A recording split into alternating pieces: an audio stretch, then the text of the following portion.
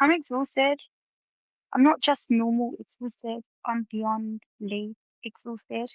And I've been like this for about 2 weeks. I think a lot of us experience it, needing recovery time after existing. And honestly, this podcast episode is inspired by the last couple of weeks I've had. I've been really, really busy, like really busy with work, really busy with life, really busy with admin.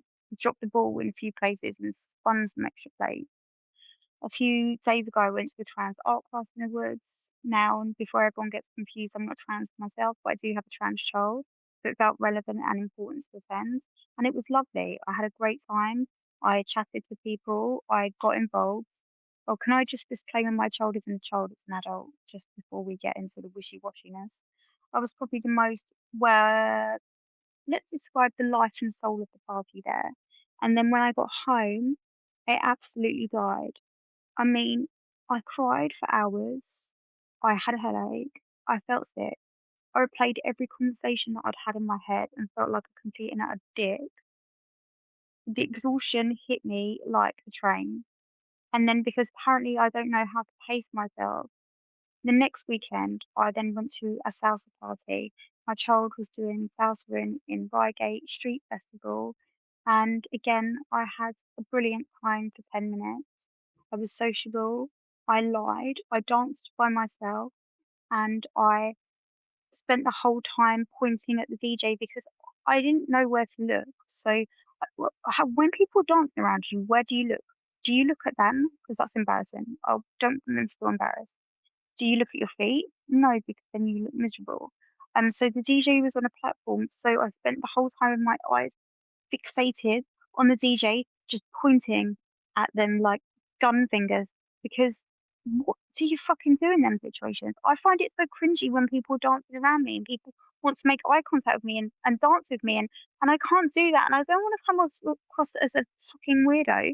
But I'm standing there the whole time in my head thinking, I don't know what to fucking do. I don't know what to fucking do.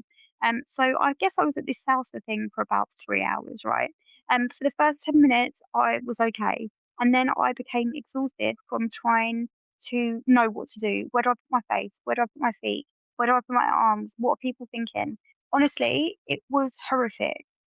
And that has also caused the exhaustion to hit me like a train again, because I was monitoring conversations, I was reading the room, and I was working out what to say, and I was trying to fit in, and I was trying to be present, and I was just trying to be switched on. But by the time I was 10 minutes into this, my ears hurt. I felt sick, and I genuinely felt like I might throw up. And I'm not even exaggerating. The noise, the people, the music, the processing, it was just all too fucking much for me. Honestly, I left there the next day. I woke up and I felt like I had a hangover, which is ironic because I don't even fucking drink. I was probably the only non-drinker there, but I felt like I had been drinking for 2 weeks straight. I had brain fog. I felt like shit. And guess what? It's Father's Day, which is amazing because everyone loves Father's Day, and me specifically, I have the best dad, and it is a day worth celebrating. But if I'm being honest, I absolutely fucking dread it.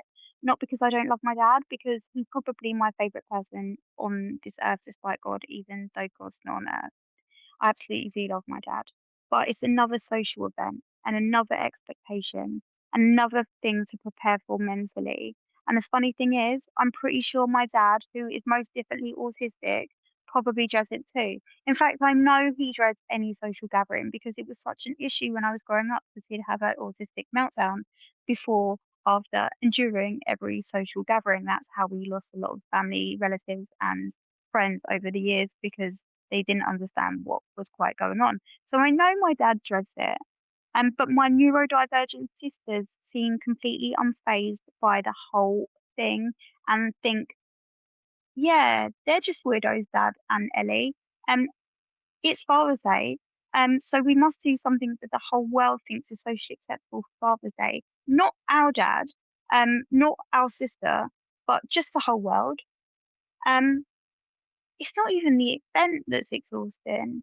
It's the build up, the anticipation, the socializing I find painful when I'm thinking about my eye contact. I don't want to come off as creepy. I want to come off as normal. But then I don't want a mask and I don't want to come off as autistic. There's so much sensory input and constant processing, and all of it is just so combined. And that's why I think so many of us need so much recovery time afterwards. And that's not because we're weak, not because we're unsocial, because I can be social. And it's not because we've done anything wrong, even though I've been replaying every conversation I've had over the last couple of weeks in my head, day in, day out, and at 4:32 a.m. But it's because our brains and nervous systems have been working incredibly hard just to bloody survive.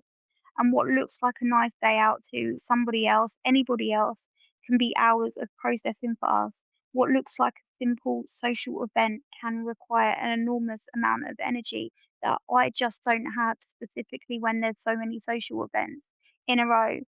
And eventually that energy bill arrives, and usually it's in the form of a humongous exhaustion. So if you've ever wondered why you need a whole day, week, month, year, or lifetime to recover from something that everyone else seems to enjoy so effortlessly, you are not fucking alone. You might be simply carrying more than everyone realizes. Because I think when my sister sits there at said, I'm not picking on her, even though I spent a lifetime picking on her.